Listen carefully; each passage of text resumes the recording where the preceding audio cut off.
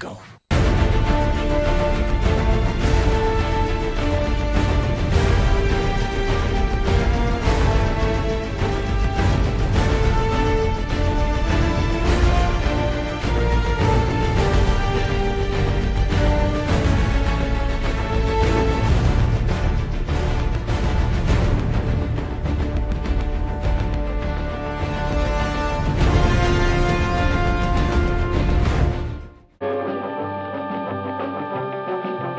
Hello guys, I'm Combo Movie Film Productions, and welcome to the first installment of the DC film Retrospective. Today's film is the first mainstream theatrically released DC film and one of the most iconic interpretations of the famous character, Batman from 1966. The film is based on the TV show with the same name that ran for 3 seasons that was influenced by the comics, which at the time were as goofy as the series itself before Batman went dark again, and this film was actually supposed to be made before the series was released and was going to be a big advert for the series, but the TV company that ran the series jumped the gun and released the first season and filmed the entirety of season 2 before they even got this film off the ground. But Fox, who did own the rights to Batman at the time, and also as a side note, this is the only film in this retrospective that Warner Bros. Didn't distribute, to get this film made, and after getting many of the cast members back despite some reluctance from Adam West, who eventually decided to do the film after he was told he would get to have a better role as Bruce Wayne, and that if he didn't come back he would be recast.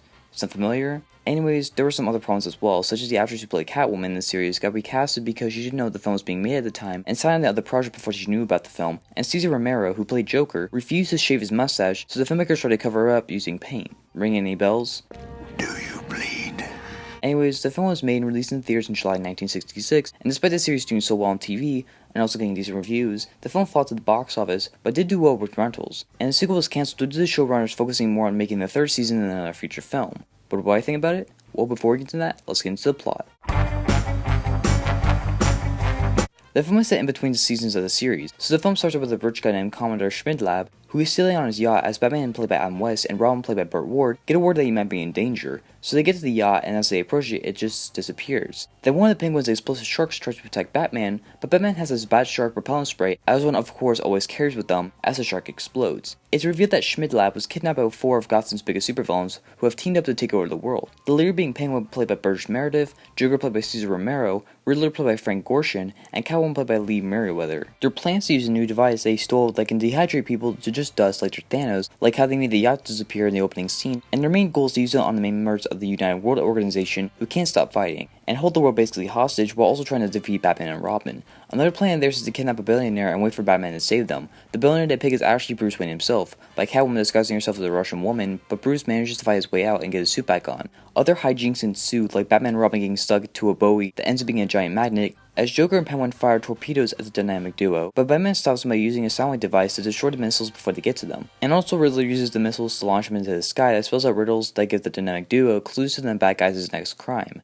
It ends with Batman and Robin fighting the main bad guys and their pirate henchmen, because of course there's pirate henchmen, on top of their legally purchased submarine. After Batman and Robin force the sub after they use more soundwave tech from the Batcopter against the bad guys, and the sub starts shaking as they pull up. But Schmidlab spills the vials containing all the particles of the dust of the United World Organization members, so Batman and Robin head back to the Batcave and get their handy-dandy dust molecule separator to put the members back together and rehydrate them with the help of Commissioner Gordon and the police, who fully support Batman and Robin and even have a bat phone connecting them directly if any crime happens. As the members get brought back and they keep on fighting, as Batman and Robin quietly exit the window as credits roll.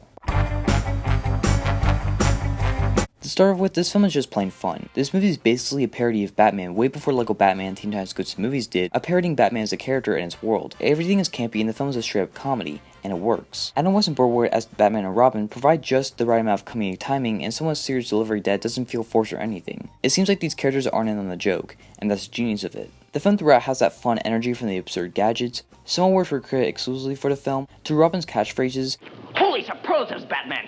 the goofy effects from the dehydrating goons, to the signature bam, pow sound effects, and the text from Batman and Robin punching people. It all works in this world and makes the film enjoyable to watch. The film is also shot very well and has a very good score to it for the time, and as a whole really captures how superheroes were portrayed in the 60s and makes it an interesting time capsule and great for the fans of the show or this era. And the film is so absurd, nearly every scene is a surprise, because you don't know what wacky Joker object Batman's going to pull out or what villains are going to do as well. It's not great art or anything, but it's a pretty funny comedy as a whole. The biggest gripe I have with the film is that the film is way too long. The film clocks in at around an hour and 45 minutes and should have been 90 minutes max, and at points you can feel the runtime with how the film can stretch out its story. Also, this is a negative for me personally, but it's up for debate. But this is basically another episode of the TV show. The reason why I find this as a problem is that the film just throws you into this world with the characters already established in the TV show. It's like if you watch the SpongeBob movies without watching a few episodes of the show beforehand. It feels rushed in that aspect, especially since this was supposed to be the pilot of the TV show, as I said earlier in this review. Also, the costume design isn't the greatest. Of course, Anne West and Burt Ward and their costumes are iconic, but some of the other designs from the Riddler's onesie, who the Riddler acts more like Joker than Joker himself in this movie, and Catwoman with just the cat ears on the top of her head and the black spandex suit, looking like she just got from Party City for a Halloween party, were a bit distracting at points, along with the film feeling unfocused at points as it changes plots halfway through, with the villains trying to dehydrate the United World Organization members halfway through the film, and then the film just ending abruptly also is a problem.